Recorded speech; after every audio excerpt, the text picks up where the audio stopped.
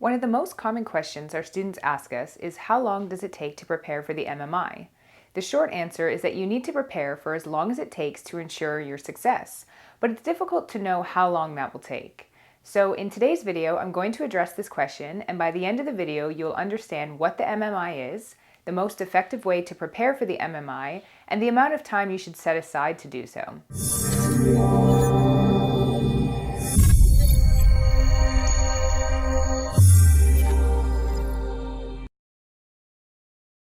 Hi, I'm Nadine Evans with BeMo Academic Consulting.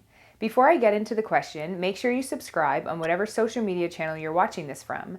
That way you won't miss any of our upcoming videos. If you'd like us to help you prepare for your medical school interview, go to BeMo.blog to schedule your free initial consultation. I'd like to start by giving you a quick overview of the MMI. So the MMI stands for Multiple Mini Interview, and it's used by professional programs such as medicine, pharmacy, dentistry, and nursing to screen applicants. It was created by McMaster University to be a better interview format. However, some studies have indicated otherwise, including some which indicate that the MMI causes bias.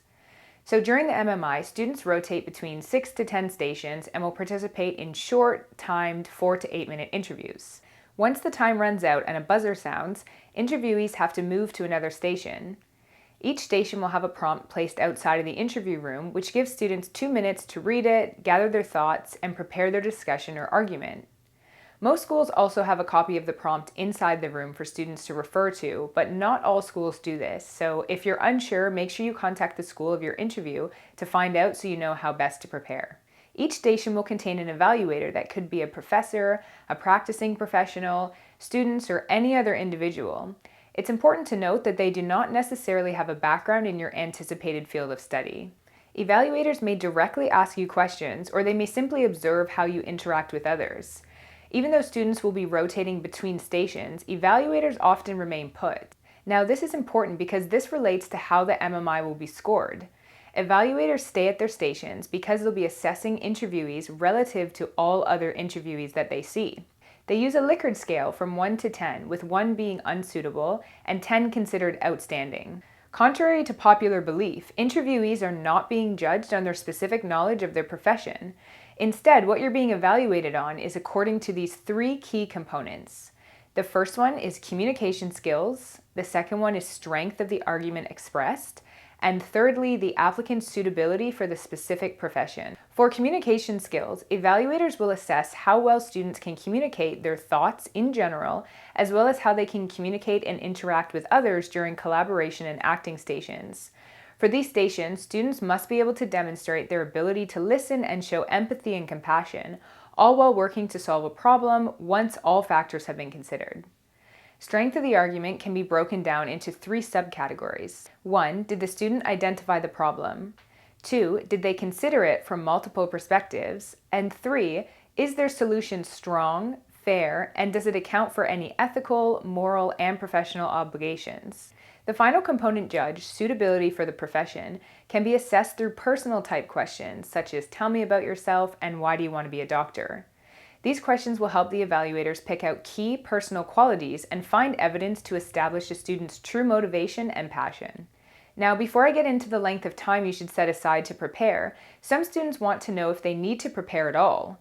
While some students do just wing it, they're often disappointed to have spent the time, money, and energy to applying to schools just to receive a rejection letter. I imagine you studied for your exams in school and prepared for your presentations, so should you prepare for the MMI? Absolutely. Again, when we think back on the scoring, you are scored relative to other individual performances. If you think you did good, but others who prepared did great, you will score poorly in comparison. Stress is another factor to take into account. When you're not prepared and are faced with a fast-paced, timed test, it's hard to put your best foot forward. Without preparation, students find themselves losing their train of thought, stammering, and talking in circles. As communication is one of the key factors you'll be judged on, you can't afford to lose points because of stress. Preparation also helps you get used to the test format, in particular, getting the pacing right. Remember, if you haven't had a chance to express yourself within the time limit, you're not given a chance to finish. You'll be cut off and expected to move on to the next situation. Similarly, if you can only think up an answer that is a minute long, it's going to be a long, awkward, potentially 7 minutes of standing in a silent room. To gain any skill requires preparation and practice, and mastering the MMI is a skill. You need to be able to prepare until you can ace any MMI question that you're faced with, because no one really knows what questions to expect. The time it takes to master this skill varies for everyone.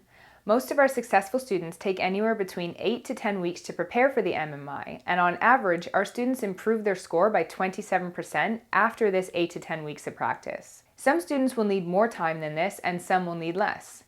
The best way to assess how much time you'll need is to start preparing well in advance.